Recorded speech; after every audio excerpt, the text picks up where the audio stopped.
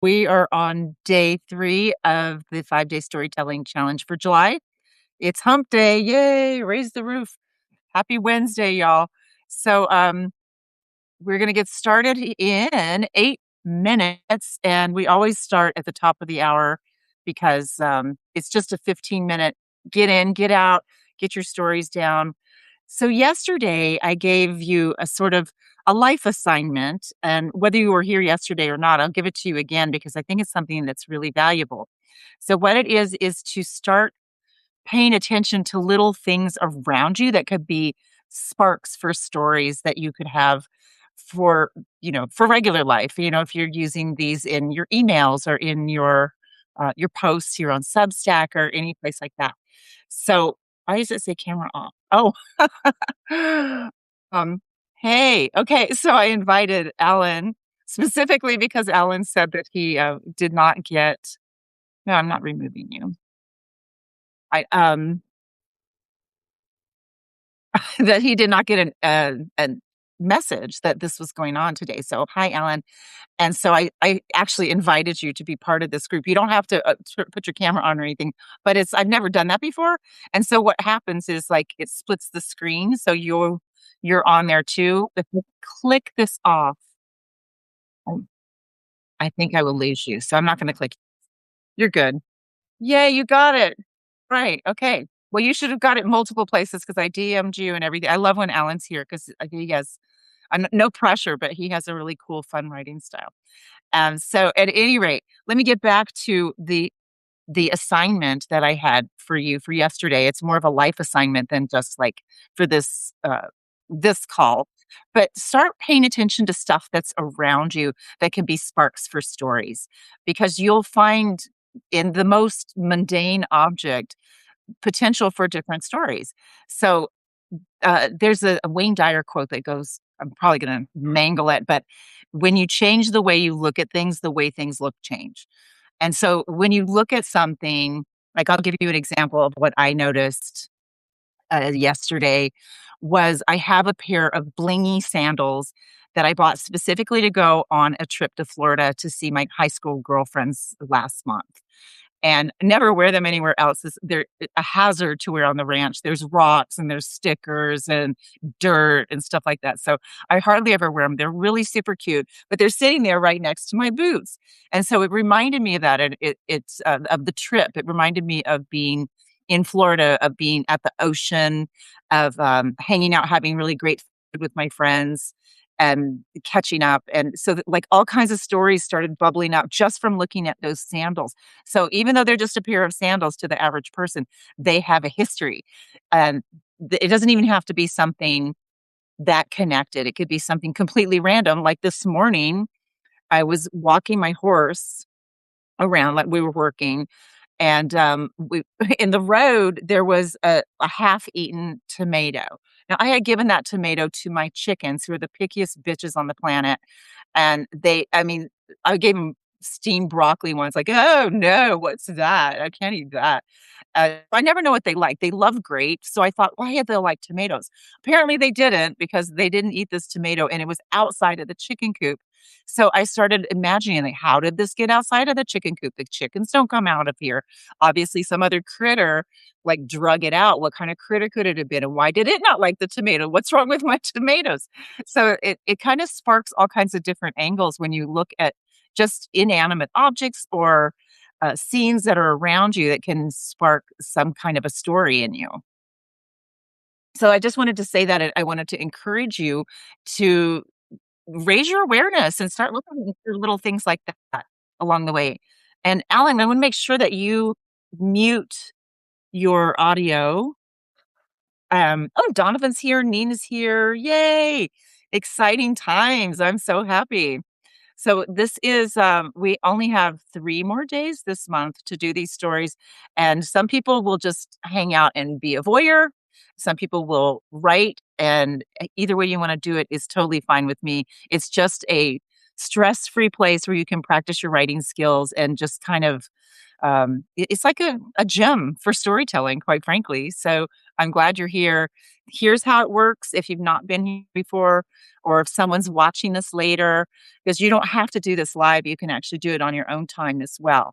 So what happens is at the top of the hour, I'll start a timer for 15 minutes, and I'm going to show you a photo prompt. And the photo prompt is whatever rando photo that I picked, and you just come up with a story in 15 minutes. I'm gonna tell you right now, you will most likely run out of time. You'll use every second of that 15 minutes to, um to write your story, so don't worry about it being perfect or polished or anything like that. There's really no judgment here. It's not really a training per se. We do read the stories if unless there's, like, too many. That's never happened. But if we have time, and we usually do, we'll read the stories and just see what you did under pressure in 15 minutes. So that's all there is to it. It's just you'll be writing, for 15 minutes, whatever comes out of your imagination. I like to encourage people to use sensory language if you can, because it makes it more engaging for the reader. And, what other things do I wanna give you as a tip? Don't look at the background, like, pay attention to what's around the subject of the photo. You might find something very interesting there. You can you're not there's no limits to any of this. It can be there's no time space continuum. You can you can make it in the future. It could be an alien. I don't care. It's just have fun with it, and that's what this is all about.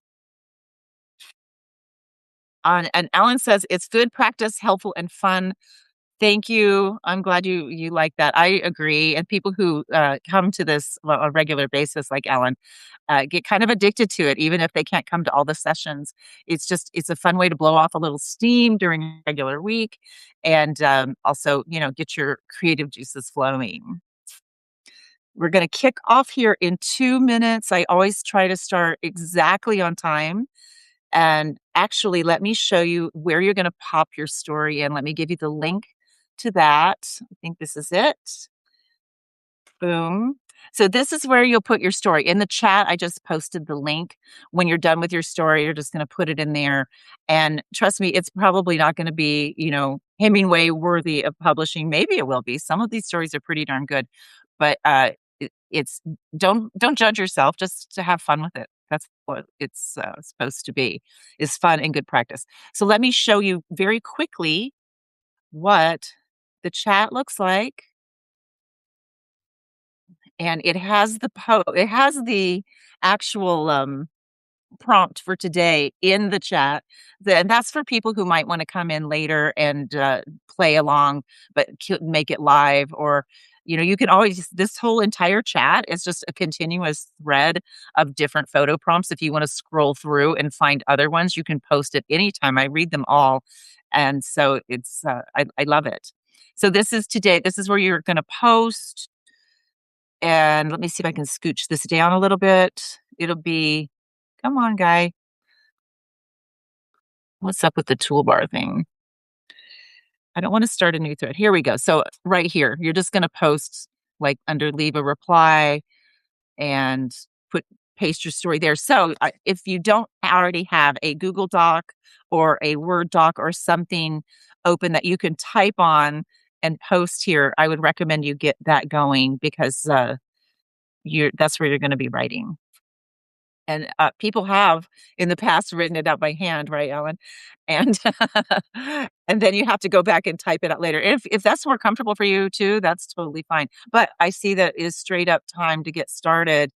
And so, we're gonna get cranking.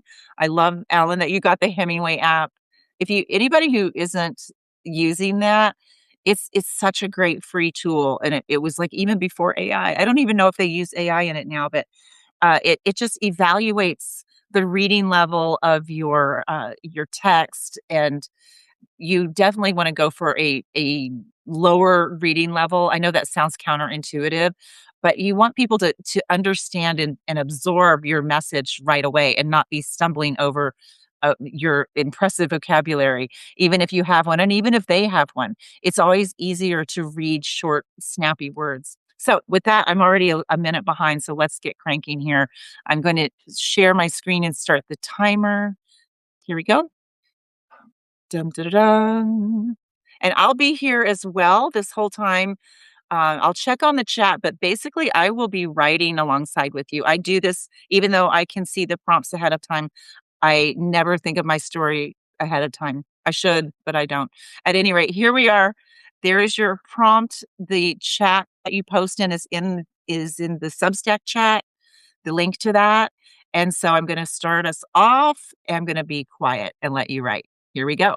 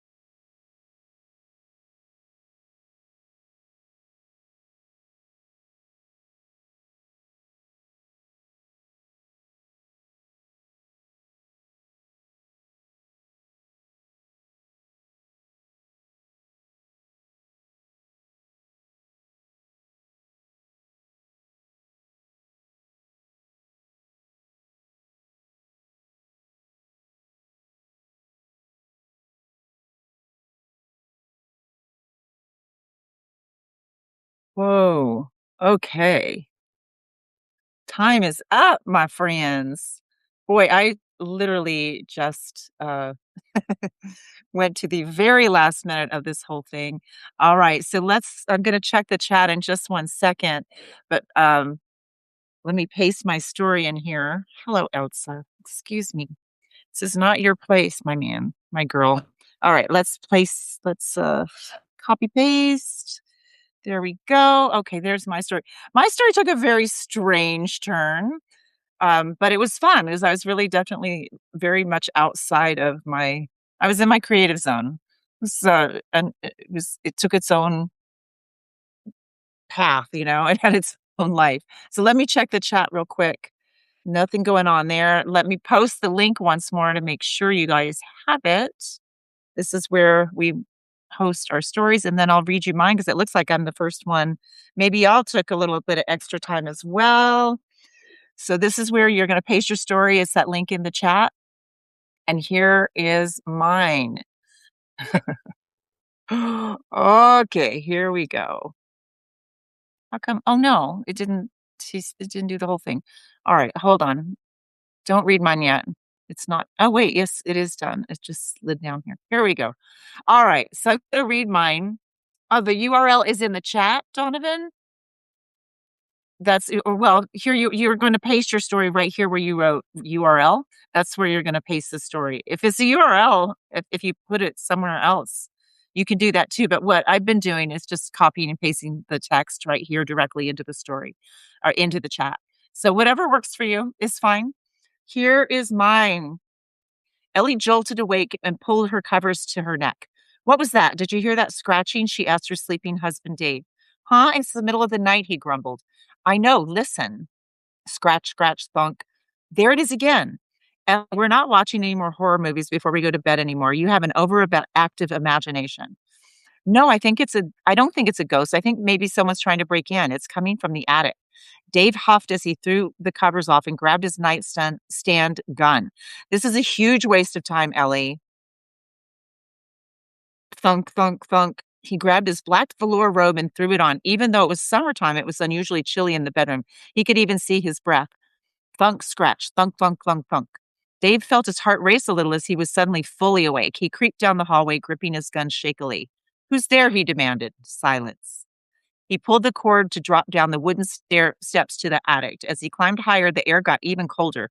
He peeked his head through the opening of the attic and gasped. In front of him was an enormous black beast standing on two legs. It must have been 6 feet tall. Its glowing red eyes met Dave's. Its yellow fangs were covered in blood from munching on the head of a raccoon. His gun fell from his hand as he scurried backward down the stairs. So I didn't think that's where I was going with this, but that's where I ended up. So that can happen to you guys too. It's just like sometimes these stories take on a life of their own. And that's weird because I'm not even a horror movie fan. But that's where I went with it. So the lesson there, I guess, if there is one, would be let me share this thing here. The prompt itself real quick. So the prompt itself, I was going to write about this raccoon kind of digging, and you could see all the debris or on the roof, and that it's probably digging and getting something. And then I started thinking, what's on the other side of the raccoon? And so that's when I came up with this weird horror movie story. So that's the way my brain went today. Doesn't always do that, but that's how it went. So I'm going to check the chat and see if anybody else is done yet. Looks like possibly no, not ready yet. All right, guys. Well, here's what we're going to do. You are welcome to post your story later today, but do make sure you follow the 15-minute timer rule because we want to all be on the same page. And you're also training your brain to bubble up the ideas right away instead of ruminating over them and saying, oh, it could go this way, it could go that way. I mean, if I had more time, I probably wouldn't have written a horror story. But like I said, my mind went on its own little journey today, and that's what I ended up with. So I'm excited to read what you guys write. Just post it, and I will get around to it later today. And we have 2 more days of the storytelling challenge. And thank you all for showing up and playing along. I'll see you tomorrow.